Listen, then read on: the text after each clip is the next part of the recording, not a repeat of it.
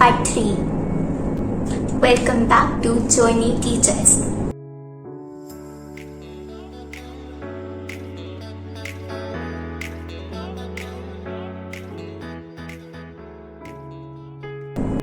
So, what happened next in my OP Jindal's journey?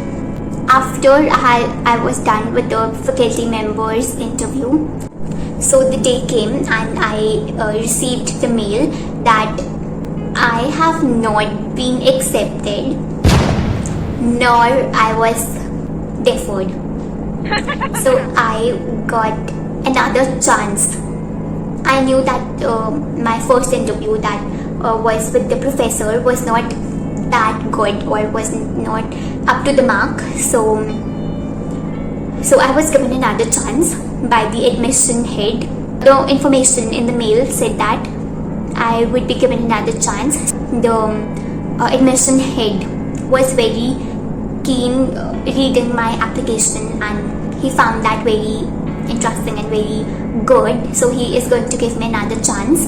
And yes, soon one of the members from the admissions team will call me and I will have my third interview, and then they will decide that whether I will get accepted or will I not.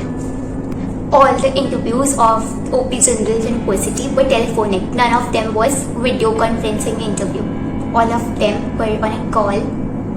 I can tell the sequence-wise questions of the third interview as well because I had recorded that as well. So I can tell you that I will not give you the recording as such, but yes, I can tell you the questions. And the third interview was it was like a formality only because it occurred to me, or I felt that the third interview was just a formality because I gave the admission teams 1 or 2 calls to schedule my interview because my interview wasn't scheduled for the third time. And then when it was scheduled, the interviewer, the member from the admissions team, did not call. I was waiting. I thought it would be punctuality will be the factor this time as well, but it wasn't. I waited for 15 minutes, for half an hour, for 45 minutes, and then I called the interview myself. Yes, you heard it right. I called the interviewer myself because I had the number. I knew the name. A lady called me in the screening process.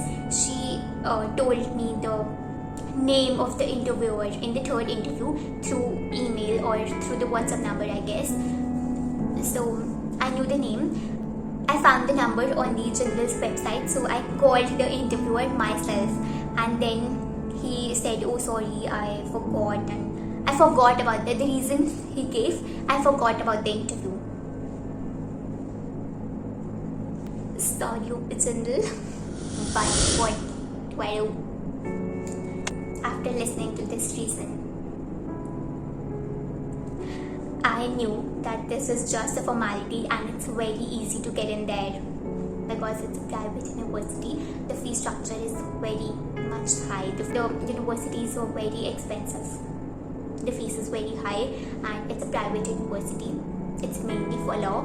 It's not mainly for liberal arts because liberal arts is the study of arts, commerce and sciences. But OP Jindal has liberal arts and humanities. There is no science. There is no science subjects. The purpose of liberal arts is not meant very accurately. I'm saying this because some students maybe want to study science with arts in liberal arts, but there was no science in OP Jindal, so that is one of the factors that it does not convey the proper meaning of liberal arts. But those students who want to go with humanities and commerce subjects, they can surely opt for liberal arts and humanities in OP Jindal Global University. Go ahead. So after he forgot to call me for the interview or take my interview, so then he suggested that he would call me a day after in the evening, and the time was given as well. And I waited the next day in a few hours that evening, and he was not punctual because he wasn't a professor. So he was not punctual. He called me after 5 to 10 minutes. He went through my application there on the spot during the interview. He was confused with the questions himself. He wasn't prepared with the questions, I guess. He was asking me general questions and 2-3 questions with respect to my application, but they were very easy. They were very easy, and I was able to answer all of them, and he seemed to be impressed and he seemed to be happy. Welcome to the third interview. So moving ahead, the very first question was, can we start off by you telling a little about yourself, your any achievements, your academic achievements that you want to highlight in this admission, for this admission process. On the very first question itself, he said, really impressive. What are your subjects in grade 12th? Why liberal arts? Good, really good. No, good. Really good. That was the compliment I received. It was not at all difficult, it was easy. Don't you worry. Why do you think general is the right place for you to study? Why do you think that? In liberal arts, any specific area that you are looking to explore or any major that you want to go for? So now you are studying in this particular city, so you don't have any problem in coming to our campus at Sonipat and study there. They are just asking for confirmation. Take that out, that if you are comfortable moving from your place for college degree. I felt in the third interview that he was, reading and going through my application along with the interview, because again and again he was saying, let me pull out your application, let me check your personal statement as well, and so on. Especially in the third interview, he was having no question to ask. What is your life's biggest failure till date? What do you think you have failed at? What did you enjoy in your school? What did you love doing in your school? So I spoke a point about my teachers in the previous question. So he asked me, who is your favorite teacher in the school and who and why? Last ritualistic question. Any questions for me? With this, all the interviews for JSLH came to an end. Ta-da-da! After 1 or 2 days, I received my offer letter.